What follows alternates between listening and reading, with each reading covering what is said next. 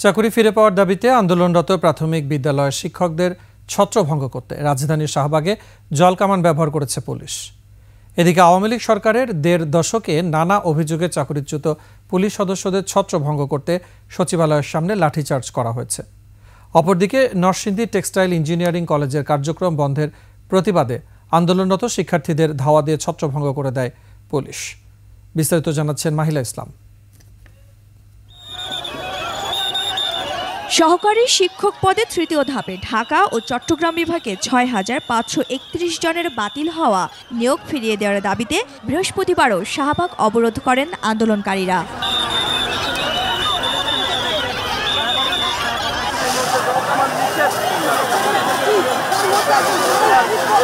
সে সময় তাদের ছত্রভঙ্গ করতে এভাবেই ব্যবহার করা হয় জলকামান। পরে আন্দোলনকারীরা জাতীয় জাদুঘরের সামনে অবস্থান নেয়। টানা ৮ দিন ধরে তাদের এই আন্দোলন। পুলিশ মহিলাদের দৌড়া আমাদের এখান থেকে ৫ জন নারীকে নিয়ে গেছে। আমার বাবা যখন শুনছে যে আমার চাকরি হয়েছে, আমার বাবা তখন অসুস্থ ছিল, তখন বলে কি মা আমি খুশি হয়েছি। আমি আমার বাবাকে আধা ঘন্টা জড়িয়ে ধরে বলেছি, বাবা এই যে আমার কত কষ্টের সাফল্য।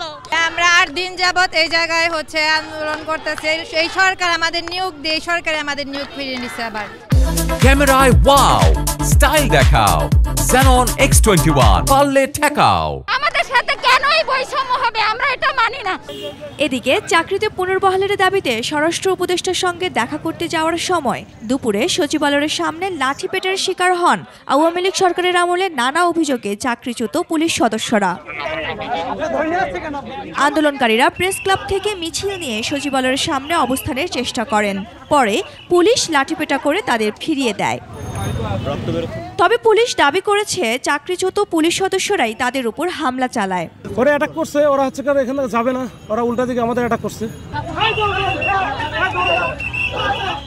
এদিকে নরসিংদী টেক্সটাইল ইঞ্জিনিয়ারিং কলেজের কার্যক্রম বন্ধের সিদ্ধান্তের প্রতিবাদে সচিবালয়ের সামনে আন্দোলনরত শিক্ষার্থীদের ধাওয়া দিয়েছে পুলিশ।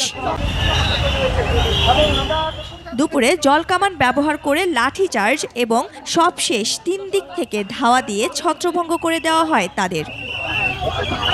মাহিলা ইসলাম, ২১ টেলিভিশন, ঢাকা।